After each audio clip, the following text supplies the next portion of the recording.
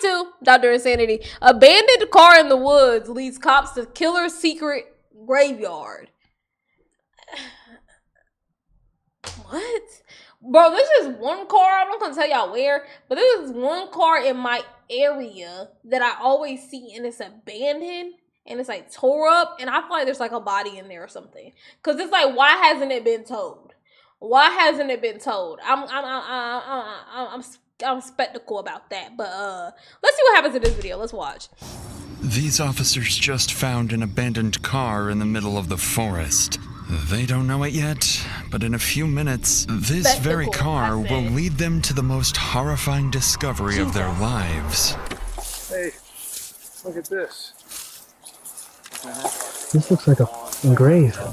Less than a mile away, under a pile of leaves, officers find a deceased, decomposing body of a missing mother. But in the days that follow this gruesome discovery, what starts as a search for one woman's killer quickly unravels into a decades-long trail of domestic crimes, dozens of victims, and a sadistic serial offender who's been slipping through the cracks for the past 20 years. She supposedly went out with somebody last night. He was gonna put my mom and my nanny 6 feet under. I pushed her down, fucking, I choked her out. Are we talking to Darth Vader? Who the fuck was that? NRV Communications, Frazier. Yes, I was wondering if I can have a deputy come down and talk to me. My best friend is missing. The last communication was through text to her boss stating she was on her way to work. She never arrived, and then there's been some crazy text. Approximately 25 minutes after receiving this missing person's 911 call, a Montgomery County Sheriff's deputy is dispatched to speak with the caller regarding the disappearance of her friend, Crystal Hannah. Unknowingly, this officer is on the verge of uncovering a case that will unfold into one of the darkest investigations the town of Elliston has ever seen. So what's going on? Okay, so my best friend, she supposedly went out with somebody last night. This is your best friend, Crystal? Yes. Okay, so that's Yes. your call. All right. Yes. This morning, I get a phone call from her daughter. It was like, hey, have you heard from mom? And I was like, no. And she was like, we can't find her. She texted somebody at work and said that she was on her way to work. This morning? This morning. Okay. And then she never arrived. All right. The van's missing. No one can find the van, her mom's van that she was driving. All right. So do you know, like, where she normally stays? Yeah, she's been staying down here, Callaway and Brake, like that house. What worries me is she had... That be like the towns with like the like ongoing like heinous lore shit, bro. Like generation deep, long like town shit. It'd be creepy as fuck. An abusive ex. The statements provided by Crystal's friend are troubling, to say the least, but it's the combination of details that really stands out. A missing vehicle, an abusive ex, and a mysterious man Crystal went on a date with just the night before. Taken together, it paints a situation that could lead in almost any direction. With that in mind, officers quickly get to work. One heads to Crystal's home to conduct a welfare check, while another calls her daughter, Chelsea, to gather more details about the man her mother was supposedly meeting the previous night. Like, I just want her to be home and everything be okay. Yeah, no, I'm sure she's fine. So what time about last night was that last text?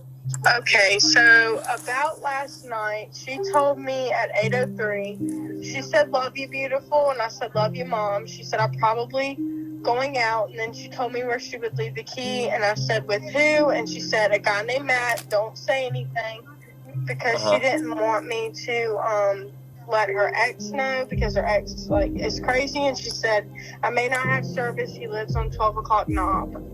12 o'clock knob? Yes. Was there a specific address at 12 o'clock knob?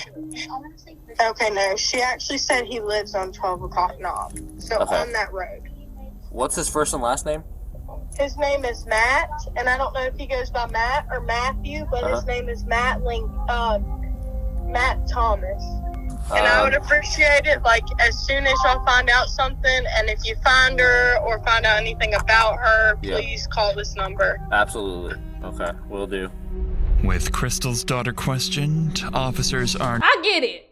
I don't want to say this because this is a bad video and I know this is going to turn sideways, but it's hard raising parents, okay? It's hard keeping tabs on your parents and what they doing and where they going. This is exactly why I keep tabs on my motherfucking mama, because where you going, who are you with, who all gonna be there, I need to know, bro. I need to know. Now able to attach a name to her mysterious date, Matthew Thomas, who supposedly lives somewhere on 12 o'clock Knob Road. Meanwhile, the officer sent to conduct a welfare check arrives at Crystal's home, but no one answers the door, and her van is missing.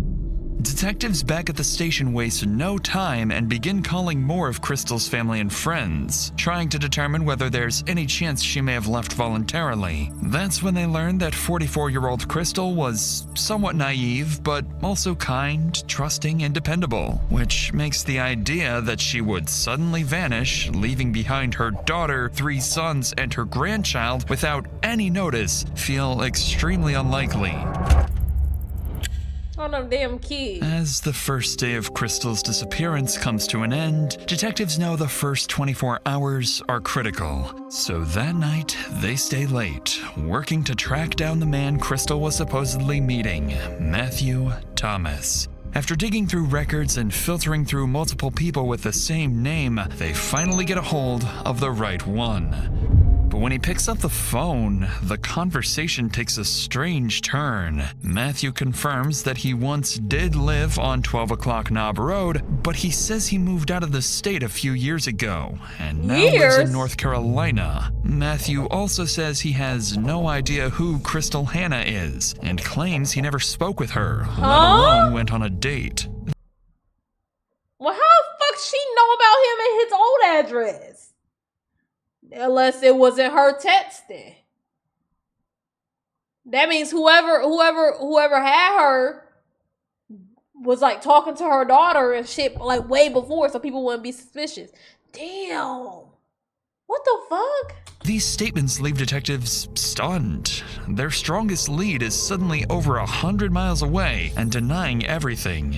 This doesn't sit right with the investigators. So while they begin verifying his alibi, they also start digging into the social media account Crystal had been texting, the one belonging to Matt Thomas. Given the urgency of the case, they file an emergency request for Facebook login records tied to the account. What they receive are IP addresses linked to every recorded login on the account, and none of these logins came back anywhere in the state of North Carolina. Instead, they all originate from the same small Virginia town of... Oh, I'm gullible. I'm naive.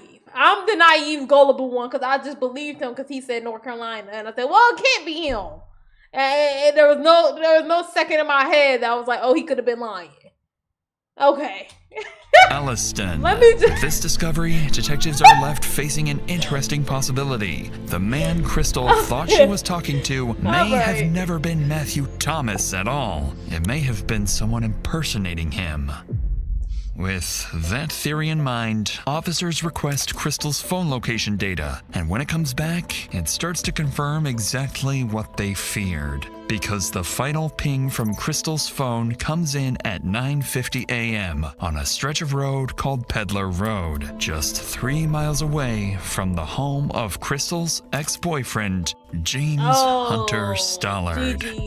What makes this discovery even more unsettling is that impersonation like this doesn't just happen in murder cases. It can happen to anyone, because in today's world, RS can continue from one of broker's side morning, and detectives decide not to waste any time. Uncertain of what they'll find, they head straight to James's house, hoping Crystal might be there, or at the very least, that James knows something about her disappearance and the mysterious date she had the night before. But as the detectives arrive, they approach the house with unusual caution, almost as if they've already learned enough about James to know this situation could turn dangerous.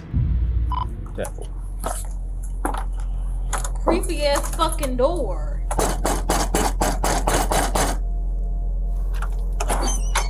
Hey, Hi. James. Yes, sir. Hey, it's Deputy Kuzma with Montgomery County Sheriff's Office. How you doing tonight? How you doing, Good. James? I'm Investigator Marshall. I'm coming out with him. I understand you had some patrol guys talk to you earlier today. Yes, sir. Is that about Crystal? Yes, sir. So we're taking this thing pretty serious, you know, because it's not common for her to go off and be gone for any extended period of time when you guys were together, was it? What do you mean? Like, would she go off the grid and turn her phone off and Oh, yeah, she did all she the would time. do that? Okay. All right. Well, I understand, when's the last time you saw her? It's been 2 days. 2 days? Yeah. So Friday? What's today? Yeah, it gets screwy, and plus it's getting, Yeah. well, we're at 1 o'clock now, I unfortunately. know you're doing the job. Yeah. So are you thinking Friday or maybe before then? Friday? So does that sound right? Did she drive up She here? brought me some groceries with mom and her dad. They met me at the end of the driveway. When she went to kiss me, she went to kiss me. Okay. So I don't think she's talking to somebody else. I don't know. Did she ever give you any inclination where she might go or anything? Anybody who tattoo their stomachs like these, first of all, if you're white, I think you're in the KKK. No shade. I don't know why. That's just my first. that's just my first thoughts. Okay. Right. If you got tattoo stomachs like these and you leave in this type of haunted ass house, I think you're in the KKK. And that's all I have to say. That's all I have to say. I want to show you this real quick because I'm up front with everyone, okay, when I'm doing this stuff, just because I want to figure out stuff and move on so we don't waste anybody's time to figure it all out. So this yellow dot to your house, right here. Bad. This is a cell phone tower on Peddler, okay? So I did an emergency ping on her cell phone, which is now, turned off, and she was here. It was 3 points. So I got this box here, and what it says is it was west 3.1 miles from here. So I put this box so it's easy to see, and exactly 3.1 miles to your house here. She was here. Y'all can't turn down the radio? 24 hours. This morning at 9 o'clock. So not 24 hours. Yesterday. Oh, now she was here Yesterday was the last yesterday. time I've seen her, I guess. When was that? So it was yesterday, not 2 days ago. What's today? Monday. Today's technically Monday right now. So yesterday was Sunday. Uh-huh. One of those days. Okay. Well, this is not 2 days ago. What? This is yet Sunday morning. Like, you get what I'm saying? It's not adding up. Yeah. I fully got you. Because obviously she's not in any trouble. We're just trying to find her. You're more So- welcome to come in, man. When confronted with Crystal's phone location data, James appears genuinely caught off guard, claiming he knows nothing about it and struggles to recall the last time he saw Crystal. However, given the late hour, his calm demeanor, and willingness to let officers search the house, don't buy nothing it. immediately seems suspicious. And as they prepare to search the home, they aren't aware of how much more involved he is than he's letting on. To make me feel better, you don't mind if we just walk around out here and whatever? Do whatever you gotta do, man. You sure? Yeah. Okay. Just so we can clear it off and Can I get something to drink? you do whatever Yeah. you need to do. Yeah. You don't care if we walk inside? Go ahead, man. I appreciate it. Did she end up moving out? Did She left her stuff. he pay the light bill?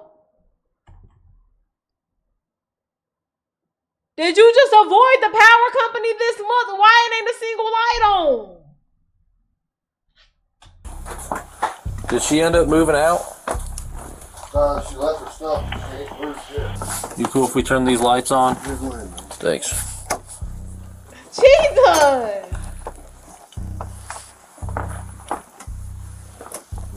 He over there rotting in the dark.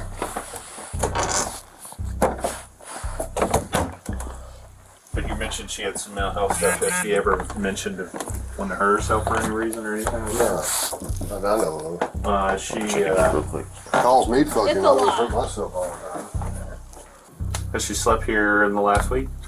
A couple days before she brought groceries, she came here for that reason, and she came a couple days ago for groceries, and then yesterday. What was yesterday's reason? I don't know. Okay, like you didn't see her. No, she must have just stopped and used her phone and took off. That's all I know. 'Cause I never seen her. Okay. I appreciate you being so cooperative with us and, you know, letting us mark his place off and things like that. And all right. Thank you. Thanks, man. I'll He's see you so next time. smart. Thanks, you too. Oh no, The there's search definitely of the a roach house running doesn't around. reveal anything important, and James's questioning provides no immediate cause for concern. There's some people who live with roaches, and then some people got, a roach. You know what I'm saying? And you can just tell. I can tell by him, he lives with the roaches. He cohabitates with them. You know what I'm saying? Like they coincide together. You know what I'm saying? They live side by side. If a roach popped out right now in front of his face in that house, he's not gonna be too scared. You know what I'm saying? If somebody like who gets a roach, they scared. You know what I'm saying? Oh my god, scared. He high fives them. You know what I'm saying? As the first day of Crystal's disappearance comes to an end, detectives leave empty-handed, heading into another night with no idea of where Crystal is. And while they don't know it yet, they're only a mile from uncovering the truth.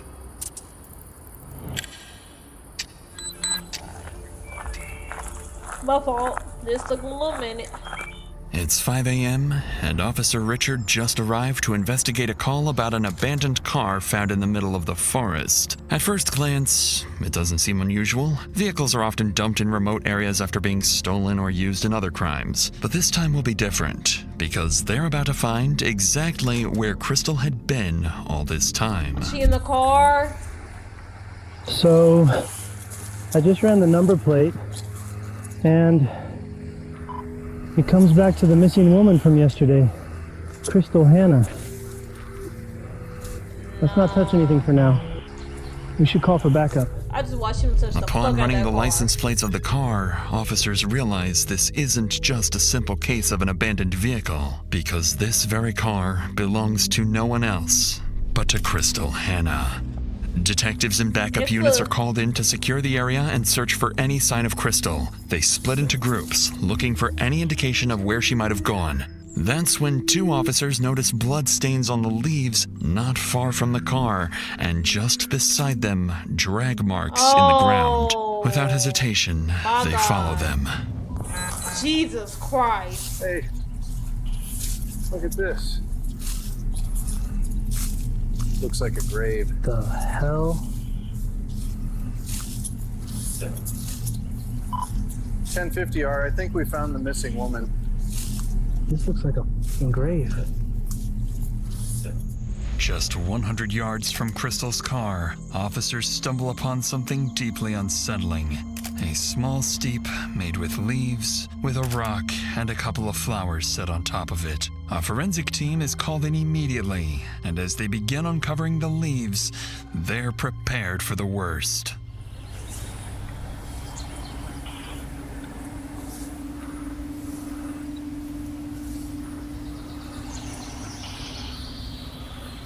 This is her.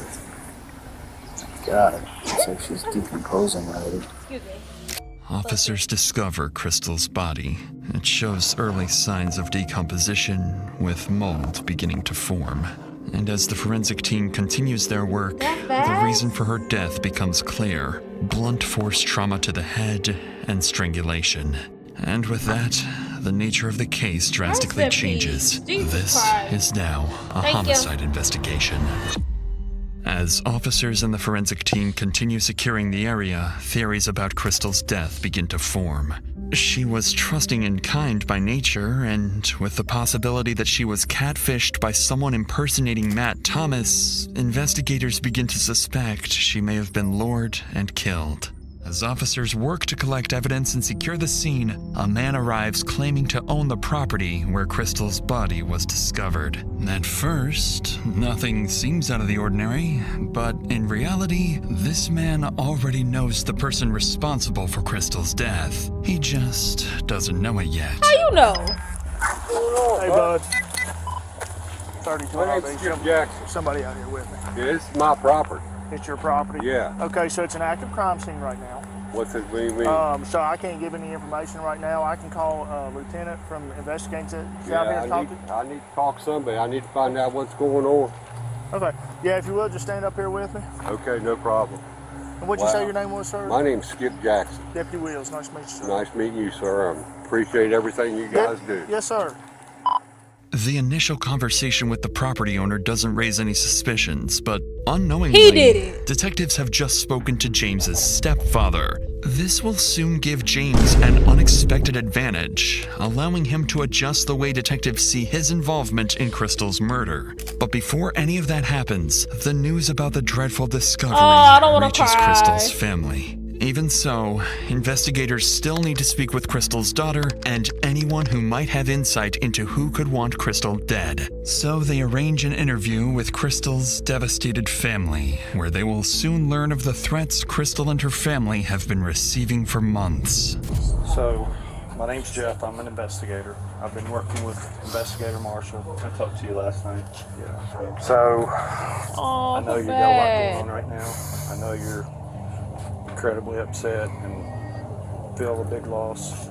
So if you want to talk now and you feel like you can, that's fine. I feel it's necessary If to you get want it to out wait, the way that's now. fine. Or if you want to talk now and there's more later, that's fine too. So what can you tell us? I can tell you about how toxic he was and the things he did to my mom that could have led to the anger that possibly could have killed her.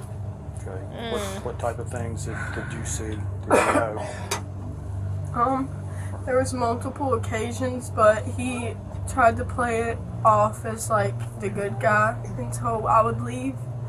But there's pictures, and I was in the hospital for proof too that he beat her. Oh my God! That loud ass ringtone! Jesus, read the fucking room! Like, read the room! She was almost dead. And then you gonna answer! She was barely breathing at the hospital. They had to put oxygen on her to help her breathe again. And she had bruises all over her body. And the last time I seen her, Hunter left a bald spot because he ripped her hair out. He chipped her teeth. He's physically put his hands on her and hit her face into the concrete. He's put his hands on me, tried to drag me out of the house. He's tried to destroy everything we have. He told my mom that he wishes she was dead multiple times in front of me. And then sounded very evil with it. Almost like a laugh, thinking it was funny that he was gonna kill her. He's even threatened us. He said we was all gonna pay. He said that, yeah, he did say we were all gonna pay and that he was gonna put my mom and my nanny 6 feet under. Talking about me and her. Yeah. Was that text My messages? mom and my grandmother. I erased my text messages. But it was from text messages? Okay. Clearly devastated, Crystal's daughter barely holds Control, herself together. power. Niggas is weak, bro. All these fucking abusers and fucking like, literally like, that's the most sane question, but you can't ask that because they're not sane people. Like, so why are you even with them? You can't ask that to mentally unstable fucking people. These fucking people are off their fucking rockers, bro. But despite everything, she and other relatives provide new, strong leads pointing serious allegations towards James that detectives simply cannot ignore. And although Matthew's alibi has not yet been confirmed, the statements they just heard officially turn James into their prime suspect. As the day goes on, officers prepare and gather evidence for James's arrest planned for the next day. But then around 5 a.m., they receive a strange call from James himself. Deputy Hughesman. Yeah, hey, what's going on, Stallard? We talk? Yeah. The In fuck? person? In person? Yeah. Yeah. Let me, The fuck? Are you at the house still? Following James's I'm sorry. This is why I can't be no detective or cop. I'm not coming out there. You're not gonna call me and say, "Hey, can we talk in person?" No. Like, what the fuck you got planned for me? What the fuck you got planned for me? No, we cannot talk in person. Say it right now over the phone. West, investigators rush to his house, already suspecting the reason behind it. With Crystal's body now discovered, James knows he's likely becoming one of the main suspects. So when he hears from his stepfather that the body has been found, he decides to solve the case in the most unexpected way. Let me hear what bullshit he done came up with. Hey. Like, can we get some lights outside or something? A front porch light? Something? What's going on? Neil! What's up? Ow, Huh? Yeah. What's going on, man? Tell me what's going on. Well, I fucked up. Okay. Uh-huh. Yeah, I get you. And we got fucking arguing over the phone. Uh-huh. She started fucking beating on me. I started beating her back, and I fucked up. Okay. It's true. Okay. What'd you do? Yeah, I get you.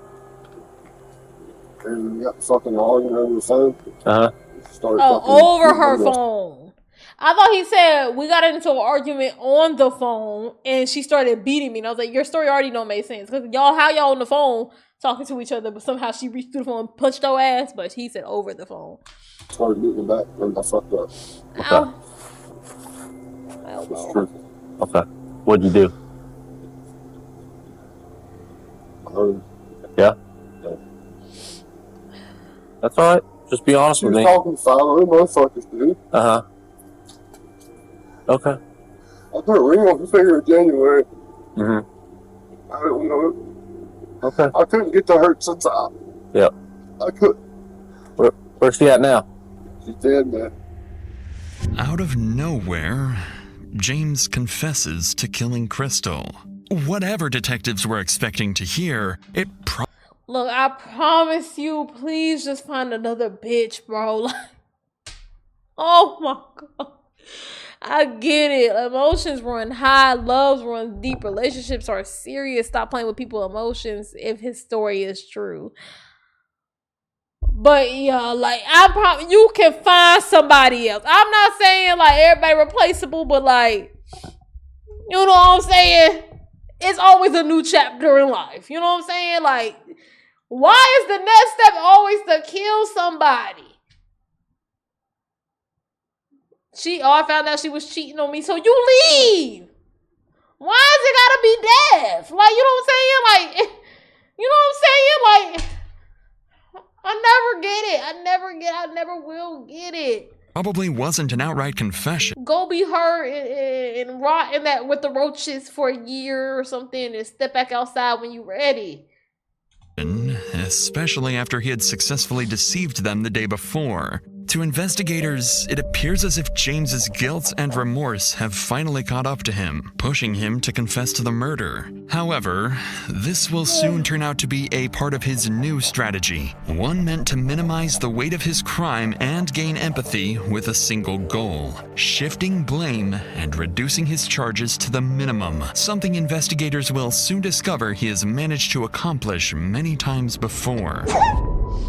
For now, though, James is detained and placed in the back of a patrol car before being transported to the local police department for a formal interrogation. But before questioning begins, the lead detective takes time to prepare. He finds out that James's history of domestic abuse dates as far back as 2004. Over the years, he's been involved in multiple cases. That's why he said she started by putting her hands on me. You know what I'm saying? Like, you're trying to minimize your impact or your role in it. Yeah, nigga, we watched too many of these videos. Involving girlfriends, including felonious assaults, aggravated malicious wounding, and repeated violent behavior. In 2013, James even assaulted his own mother during an argument over a chainsaw, calling her slurs before knocking her to the ground and forcing her face into the dirt. A few years later, he got into a confrontation with Crystal's daughter and managed to manipulate the situation so thoroughly that he he was documented as the victim in the police report. Repeatedly facing only minor repercussions despite the severity of these incidents, it becomes clear that James is a skilled manipulator and that his relationships are defined by control and abuse. That impression only deepens when detectives speak with Crystal's co-workers, and it becomes clear that Crystal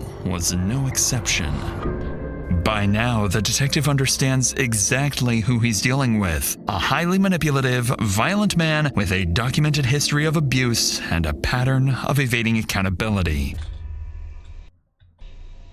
Basically, Holy posture! Jesus. Basically what I'm doing, or what we're doing here, is just having a conversation with you to kind of figure out what happened. And kind of, you know, sort of your explanation of how things went about. She came and she made love to me and loved on me and stuff, and then when I got her. Oh my God, your posture is worse than this? Sit up! I'm sorry, but Jesus! Straighten out! Holy, that's bad. That's really bad. My spine is weak. Oh. She started acting fucking belligerent. Okay. Now, is this Saturday morning, or is this some other time? Or? Yeah.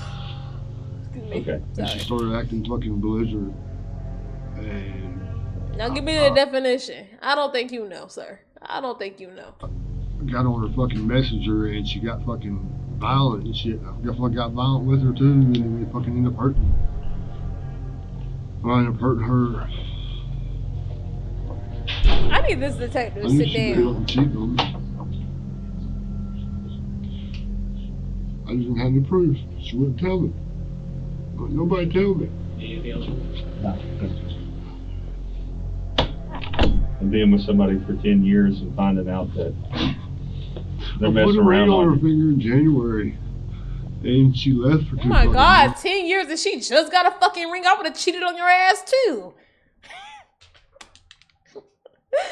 I would have cheated on your ass too. 10 years, you just got the ring this January on the 10th year? Holy. That's what we said. We said either KKK or biker gang, Chris. And come back, and then left, and come back, and left, and come back, and left. And she left her shit there. Like, her stuff's been in my house the whole time she's been gone. I've had nothing but her in my house. You know, I didn't even want to go in my house. Yeah. You know what I mean? I'm even fucking still standing.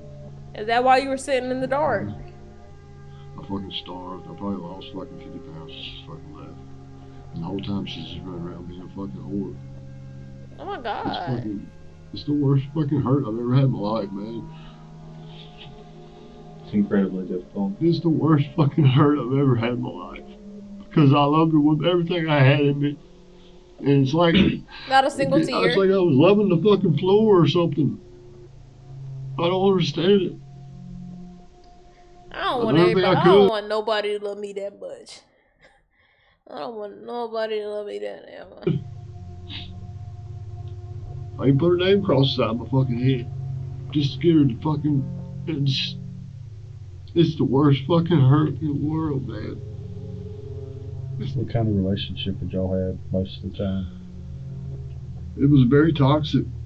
But I ain't never loved somebody as much as I loved her. You know what I mean? I don't understand. Feeling better, Chrome Dome. I know the nigga from the anti-cigarette commercials ain't talking to me, bro. Like, she could say, do the worst shit. She hit me with the car. Oh my God. Say the worst shit to me in the world. She hit you with the car? My fucking heart don't do it. The fucking pump blood for her. You know what I mean? I don't believe shit he's saying, by the way. It's like she put a fucking curse on me. Or something. I don't know. I mean, our love was the strongest fucking love I've ever seen. But the fucking the fights were awful.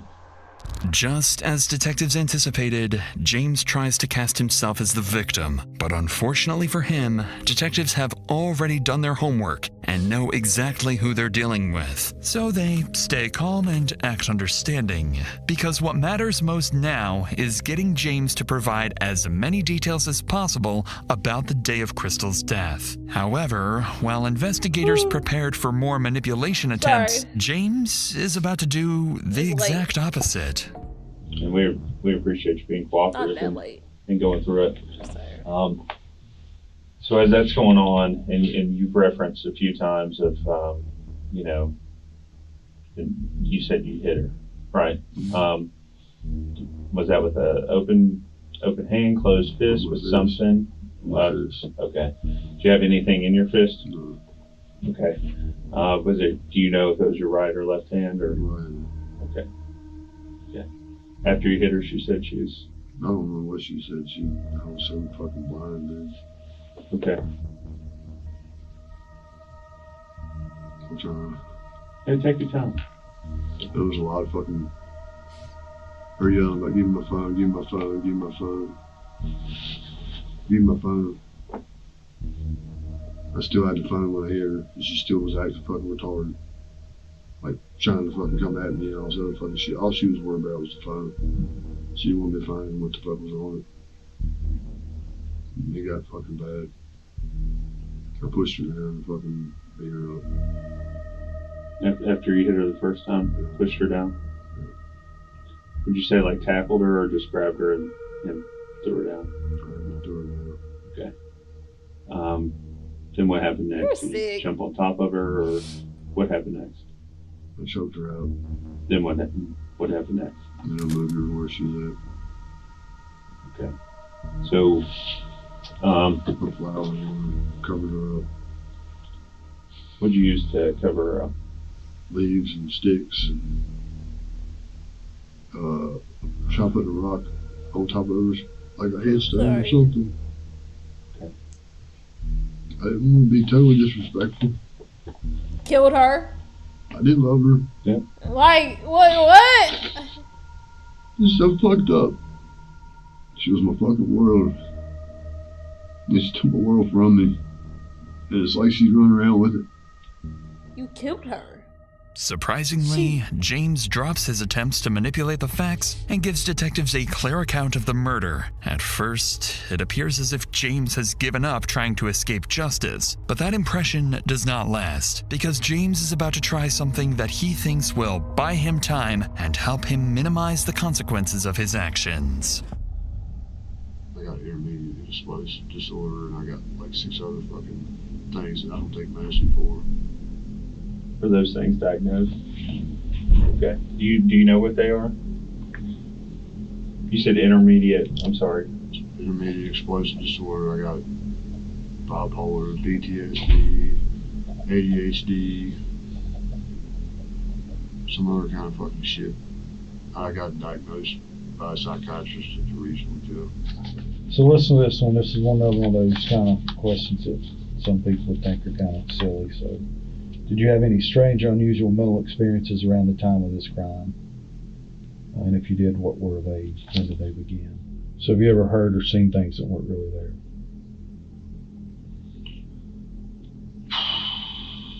I've heard many things, but I don't ever see shit. But I hear shit all the time. Now, was it while you're taking drugs? I hear voices in my head, they talk to me. All the time. How do I speak to a doctor? Nigga, you're going to jail. How do you speak to the prison ward? Warden. Like a psychologist or somebody? I need to speak with him and tell him, everything, and see if he can dissolve this shit and figure out how to fucking. I'm sorry, Doing I keep all right? yawning. Please forgive me. All right, we rock and roll? Yep. All right, bro. You want to play around for me? With James raising concerns about his mental state and requesting a psychiatrist, the interrogation comes to an end. He's placed in jail while awaiting a court-ordered mental evaluation, gaining time to prepare his act before any future questioning takes place. Meanwhile, the investigators still have some work to do. They work on confirming Matthew. Bro, imagine you're in another fucking state and you just get thrown into a random fucking murder. You're like, huh? Like, what? Like, what? Thomas's alibi, and when they do so, he's officially ruled out as a suspect, eliminating any uncertainties about his involvement. Then, just days later, James is evaluated and questioned by a court-appointed forensic psychiatrist. However, his performance doesn't last long. The evaluator finds no signs that James is mentally unfit to stand trial, concluding that he understands the charges against him and was fully aware of his actions during Crystal's murder. With that, James's final strategy fails, and the case continues to progress. Investigators try to determine whether James was the one impersonating Matt Thomas, but based on the available reports, it remains unclear. James, meanwhile, sticks to his claim that Crystal willingly came to his house at 1 a.m. and that no force was involved. The catfish. The investigation concludes that Crystal was murdered around 9 a.m. on June 5th. After spending the night at James's house, she was getting ready for work when James took her phone and discovered messages with another man she had been talking to. From there, he lost his temper. The argument quickly escalated into a physical confrontation, during which James repeatedly struck Crystal and ultimately choked her after knocking her unconscious. Then, almost a year later, on August 18th, 2023, despite James's continued efforts to delay proceedings and deflect responsibility, he is convicted of second-degree murder and sentenced to life in prison. I don't believe that story. I don't think that he went through her phone and seen. I think he was the nigga. I think he was the nigga and lured her there with the intention and plot and plan to kill her. Okay, that's what I think. But hey, I'm not no detective, so wait, what? I didn't hear his sentencing. I hope throw the book at the nigga, bro. Throw the book at the nigga. That's so sad. Just leave people alone, bro. Even if they hurt you, even if they upset you, do you dirty, do you the wrongest way, just. It's gonna hurt, but move the fuck on, bro. Move the fuck on. It's not worth it, bro. Taking their lives or ending your life or throwing your life away for a relationship. Don't do it, bro. W video, bro. W video.